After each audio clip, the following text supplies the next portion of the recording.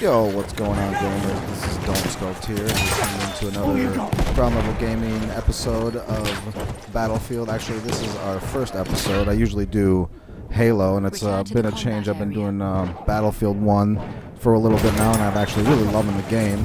So I got a little bit of a collage of some good gameplay I've been accumulating over the past few months. And I'm going to do a little tutorial on a couple points to focus on in your gameplay and whatnot. So the first thing I would say is go into the settings, because there's lots and lots of settings, and I'll probably do an individual video about settings. So go into those settings and really play with those settings. One of the main things to do is change your color for hit and headshot and for death. That really helps, so you'll know when you kill someone, so you can stop wasting bullets, shooting into some fog or whatnot. Another tip I would say is make sure you understand your classes.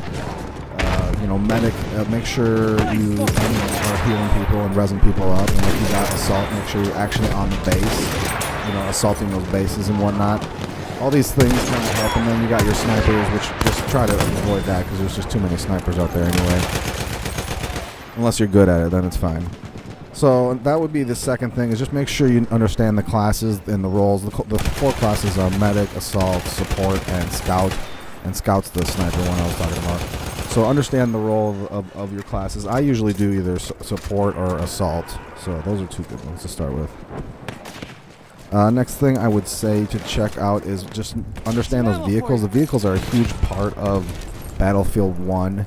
So definitely look into those vehicles, understand them. There's settings for the vehicles. Mess with those if you need to. I like to change to third-person view. That's one of the things I would say, is if you want to give that a try, you can click on the, I think for my settings, you can click on the right thumbstick in, and it changes your setting to third-person, so you can kind of give you a better area view or whatnot.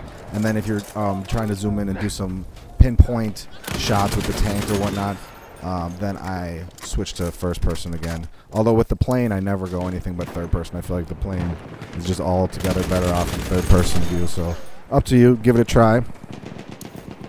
Then the fourth thing I would say is this: for this game, it's way different, because it's not like Call of Duty, which is the game I gave up on a long time ago, and I'm really glad. If you guys are still playing Call of Duty, give Battlefield or Halo a try. They're way better.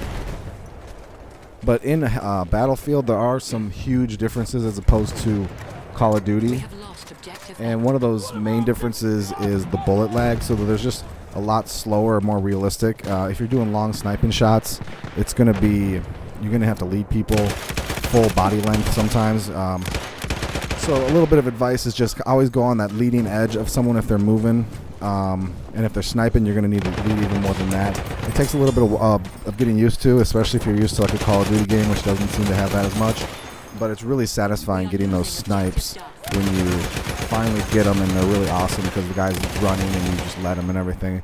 Also, quick side note, for sniping, there's two types of ways to get people when you're leading them, and the two types of ways are you can trap them or you can follow them, I think. I don't know if it's technically called following. Tracking.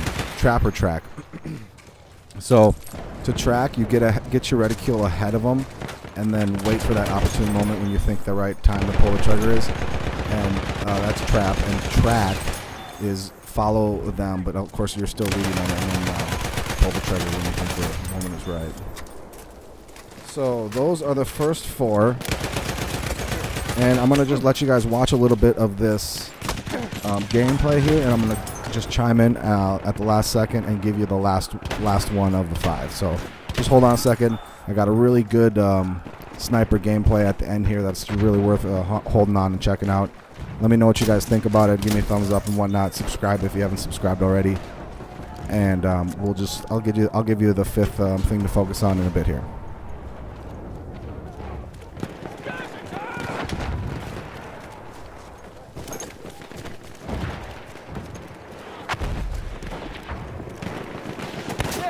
Enemy machine gun!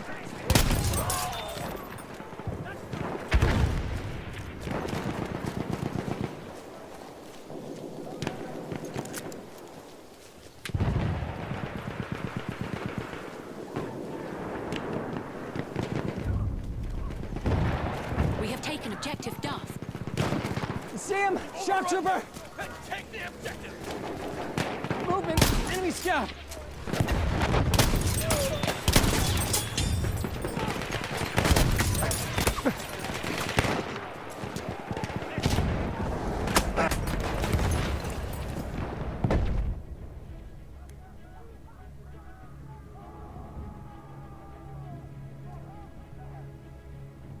Another tip, just that I thought of right now, is if you get killed and they see that there's a medic near you, assuming that they know how to play medic, just don't respawn right away, so you give them an opportunity to res you up. That's really helpful. So always just keep an eye on to see if there's medics near you, and if there are, just give them an opportunity to res you up instead of spawning as quick as you can.